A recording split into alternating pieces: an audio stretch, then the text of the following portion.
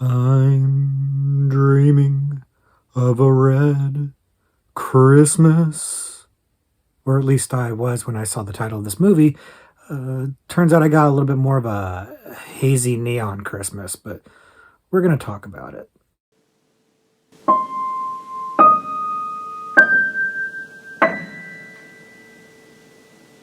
Hello, everybody, and welcome back to the Horror Movie Syllabus. My name is Professor Victor, and I'll be your host as we go through all the essential, noteworthy, interesting, and notorious modern horror films. If you're new to the channel, I recommend you check out the introduction video. There's a link to it in the description below, and it'll give you a pretty good idea of what the horror movie syllabus is usually about. We're usually taking a look at a particular subgenre of horror and picking 3 movies from that subgenre to explore. But in this case, we're doing our Is It Syllabus-Worthy series, where I take a recommendation from you guys, something I've never seen before, check it out for the first time, and then let you know if I think it's worthy of being on the horror movie syllabus. And 'tis the season for ho-ho horror, so what better time to check out the recommendation of Christmas Bloody Christmas. Christmas Bloody Christmas was recommended by Gracie Peanut Pie, and they recommended it in our Bliss video, Bliss being another movie that was recommended for the Is It Syllabus Worthy series. And they recommended it because it's the same director, Joe Begos, who directed both movies. And the only information I was given was that this movie, Christmas Bloody Christmas, was a little bit more VHS, video nasty type of vibe as opposed to Bliss. And that's intriguing. Bliss wound up being a really cool movie. It was not 100% slam dunk for me, but there was the good far outweighed the bad. It was really trippy visuals. It was the lead actress I had a little bit of an issue with, although I thought she gave a very brave performance.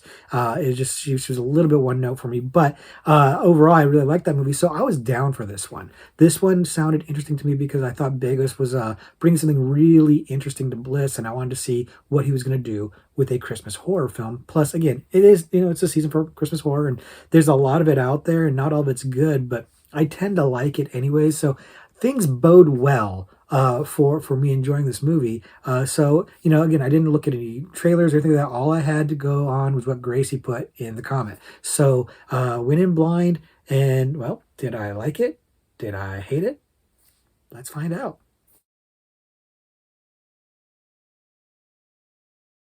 Like I said, the movie that we're looking at today is Christmas Bloody Christmas. Christmas Bloody Christmas came out in 2022, so it's pretty recent, and it's more recent than Bliss, which I think came out in 2019. So it's a very fresh off the rack movie, and it is done by the same director as Bliss, Joe Begos, and he does have a certain style and sensibility. I can confirm that after seeing 2 of his movies, he has a very particular style, which may be a good thing, may be a bad thing. We're going to dig into that in just a minute. First, if you haven't seen it before, the movie follows a young record store owner and her friends as they celebrate the holidays, kind of lonely style, not really a lot of family stuff going on here, really kind of a lot of lonely hearts and people just kind of trying to have a good time and party in a small town. And their night is interrupted when a animatronic robotic Santa defies its programming for some reason and winds up going on a killing rampage, wreaking havoc on the town. And our record store owner heroine has to figure out how to survive and how to beat what is an unstoppable killing machine as the hijinks abound throughout this very hazy and neon lit night. And we're going to go ahead and stop there so as to not spoil anything for anybody. But the movie is an interesting idea in concept. The execution may not live up to the concept's potential, frankly. And the big reason for that is this aesthetic that I keep alluding to. So the movie is all shot in this very distinctive, like moody, shadowy, smoky, hazy, but neon lit, bizarre, washed out kind of look. And it sometimes really, really works, and sometimes it doesn't. The one thing I will say is it doesn't look like other slick like Christmas horror movies at all. Like there's nothing clean about it. It's kind of messy and muddy, intentionally so, I think. It's very reminiscent of Bliss. I talked about this when we talked about Bliss, that the cinematography, the camera work, the pure aesthetic of the movie was just kind of this trippy, hypnotic, kind of like weird, surreal looking thing, which in Bliss made a lot of sense because the whole thing is kind of like this drug fueled trip of a movie, and it really enhanced the narrative and really added to the aesthetic of the movie. Here, that's not exactly the case. So in some scenes, it really works. Like when you're in the record store, it kind of fits the record store's vibe. Or when our lead character goes to her house and they're kind of drinking and having a good time, that works well there. When they're at the bar, it works well there. Like when there's kind of partying and stuff going on, or when they're in the right setting, it seems to work very, very well.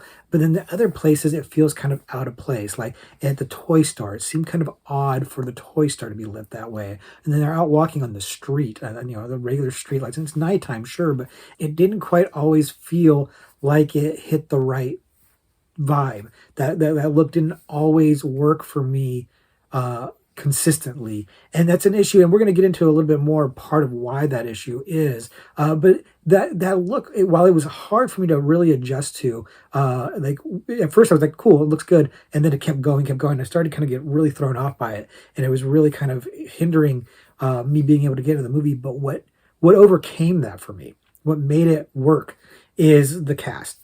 The cast has a really good natural sensibility to them, especially the leads. The Riley Dandy, who is playing our lead, she's playing the young record store owner. She is absolutely fantastic in this. And Sam Delich is playing the kind of the love interest friend type thing. And they have remarkable chemistry. They're very naturalistic on screen. Like they have this whole banter and dialogue going throughout the movie where they're just like, BSing about music and kind of, razzing each other and talking about inane, silly, mundane stuff that you would talk about with your friends when you're just kind of like killing time and shooting the breeze. And it felt very realistic. It felt, kind of like the Quentin Tarantino gets a lot of credit for this, having these conversations, this dialogue that is very honest and realistic and kind of, not really germane to the plot and not really foreshadowing anything and just kind of natural. It's kind of like the mumblecore kind of concept of just people having natural conversations. And it works extremely well here. They are very believable, very realistic, and actually the entire cast is pretty game. You've got Jeremy Gardner showing up, who showed up in Bliss, Dora Madison, who showed up in Bliss. She was the lead in Bliss, and she's a much smaller role here. I didn't love her in Bliss, although I thought she had her moments of being good. And here's a much smaller role, but perfectly fine. Everybody here is very believable. I buy into them, and I like them. Again, that was the thing about Bliss I struggled with. Like Dora Madison's character, I didn't like her very much. She was kind of a jerk. But here, Riley Dandy's character is really likable. Like, I want to hang out with these people. They look like they're a good time. I want to hang out and have a drink and talk about, different music and records and stuff like that. That sounds like fun. That's a pretty decent Christmas Eve as far as I'm concerned. So I really dug that naturalistic dialogue and the chemistry between the leads. Like everybody felt like really friends and really getting along, and like the sexual tension between the main characters, it worked for me. It's believable, and it kind of saves the movie for me, because while aesthetically I'm not quite clear on what's going on, and premise wise it's a little bit shaky, I'm into it because I'm into these people. I want to spend time with these people and I want to see them survive. So I'm buying into it. I like the characters. That was a big, big deal, because the concept of this movie, the pitch for it is great, but it doesn't ever really live up to the potential. I mean, apparently Joe Begos went and pitched the idea of Silent Night, Deadly Night meets the Terminator, which sounds awesome, right? That sounds fantastic. But as he kind of teased it out and everything, it really kind of veered so far away from Silent Night, Deadly Night that it wasn't really the remake that was envisioned anymore, and it became its own thing. And that's great. Make your own thing. People would probably be really annoyed if this was actually a true Silent Night Deadly Night remake, but you can definitely see the influences there, and it's a great concept. I think my biggest problem with it is that while I can see the Silent Night Deadly Night homages and I can see the through line for it, the Terminator aspect of it falls short for me. The Robo Santa is not tremendously intimidating. He looks just like a regular dude. Like, Arnold Schwarzenegger, when he was playing the Terminator, had like this robotic demeanor to him. He moved now. It's actually a pretty great performance for somebody who's not a great actor, frankly. And here, the guy playing the Robo Santa, he kind of looks like he's playing more like Billy from Silent Night, Deadly Night, but he isn't really convincing as like a cyborg robot, whatever. And he just looks like a person. And they put like robotic noises when he moves, but that doesn't really make him feel robotic. He doesn't come off like an intimidating, unstoppable killing machine like the Terminator does. And so that's a bit of a letdown, not a huge one, but a bit of one. And then when we come back to that way the movie is lit and shot, the gore in this movie and the violence in this movie feels subdued because of the lighting. It's not like it's not there, but it feels like it's like not really that visible, and you can't always completely understand or see what is happening, which should lend itself to some like some tension and some some dread because you're kind of having to imagine some of it, but it really doesn't quite come off that way. You want to see the visceral kills. It's a slasher movie, so you want to see the visceral kills, and it's not really paying that off. Now, I imagine a large part of this is due to budget. I do think that they probably didn't have the budget to really nail a lot of this aspect. I mean, Terminator's a low budget movie, but I have a feeling this movie is way, way, way, way, way less budget than the original Terminator movie had. So they're making do with what they've gotten from that. I respect it. And I think that they did the best they could. It's not bad. It's just, they kind of bit off a little more they could chew than with the premise, but not being able to do that. And to their credit, it's a very silly premise, but they play it very, very straight. And maybe they should, if they lean more into the silliness of it, they kind of played it up the way like a trauma film would. Maybe it would be a fun, campy thing, but they're kind of going for something a little bit more straight, a little bit more legit, a little bit more serious. And while I applaud the attempt, they don't have the money to do it. It's evident, especially as the movie goes on, that they don't really have the budget to do the things that Begos is envisioning in his mind. And it dawns on me that that might be part of what's the problem with his aesthetic, his lighting, is that he's kind of using the lighting that's available to him. Maybe he's doing a lot more natural lighting because a lot of this is like lit, like diegetically, if you will, like kind of like lit in world. And so maybe that's part of it. Is his budget reasons. He can't afford to have all the lighting equipment and the gear and the crew that would be necessary to make us look slick and bright and well lit and clean. Hey, again, if that's the case, more power to you because at least you're making it look cool. Because while it may not always match the tone of the movie, it sure does look cool. Begos's eye is good, and the aesthetic that he creates is really cool. Even if it's not like thematically on point, it still looks good. And then I've got these characters that I've latched onto that I'm rolling with. So overall, even though it's not a perfect movie by any stretch of the imagination, I'm still into it. I'm still having a good time, and I'm still invested in the characters and the story. But am I invested enough to say that it's syllabus worthy? Now, let's find out.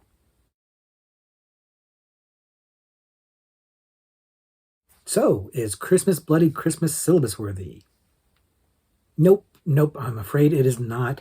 There's just too many other noteworthy Christmas horror movies that are going to surpass this one in terms of quality and enjoyment. To have this one eke through, even as just like a road slasher movie, this is not going to really probably crack that subgenre either. So it's gonna fall short of being on the syllabus. But I do like Begos' style. I do think that he has something cool that he brings to the screen, even if it doesn't always fit here. Like I said, I'd say about half the movie, his style is working really great for this. And the other half of the movie, not so much. It kind of feels more like a distraction. But Riley Dandy, our lead, is charming enough that she carries this movie. I liked her very much. I looked her up, and there's not a whole lot she's done, and it's unfortunate because I feel like she has an innate charm that really I connected with that, and I really liked her, and everybody else in the movie was doing good work too. The sheriff and even the deputy who's kind of a jerk and everything like that. Everybody's working good except for Robo Santa, and that's because he doesn't really have anything to work with. And then I already said the Bagel style, the lighting and the hazy neon of it all and everything like that didn't work for certain parts, and especially the parts where there was kills, the gore and the scares and stuff like that were a little undercut by not being able to see things as clearly, things being a little bit muddy, not being able to really understand the geography, things like that. So that part's a bit of a downer. Although I have to admit that at the ending, the climax, where Robo Santa has really gone like full on hardware and stuff like that, it worked there. It looked really, really cool there. The ending looks really cool. It's a little bit of a ridiculous ending, plot wise, but it looked really cool. So in that part, Begos's aesthetic is working gangbusters. So again, it's not like it totally ruins the movie. There's certain parts where it really enhanced the movie. It just was uneven, but it didn't would spoil the enjoyment for me. I had a good time with the movie. I just, wouldn't sniff the syllabus, to be honest with you. It doesn't even really have a particularly big reputation. It's not one that people talk about a lot, but it did get some solid reviews. It's got a smattering of pretty decent reviews. People do seem to think that it's pretty good. And I would agree with that. I think that it's a pretty solid movie. Definitely worth your time, especially if you like Christmas horror, if you like slasher movies. I would say give this one a chance. Check it out, but manage your expectations. It's not going to be a masterpiece by any stretch of the imagination. And I would say I like Bliss better than this. I think Bliss is more cohesive, has a little bit more to say, and is a little bit more interesting. But that's not any knock against Christmas Bloody Christmas. I just think Bliss is a really good movie. But this is a good movie too. I definitely think, for this holiday season, check it out. Give yourself a chance to unwrap this one and see if you like it. But again, manage expectations. Good movie. I would definitely say check it out. Just not syllabus worthy. So that's going to be it for looking at Christmas Bloody Christmas.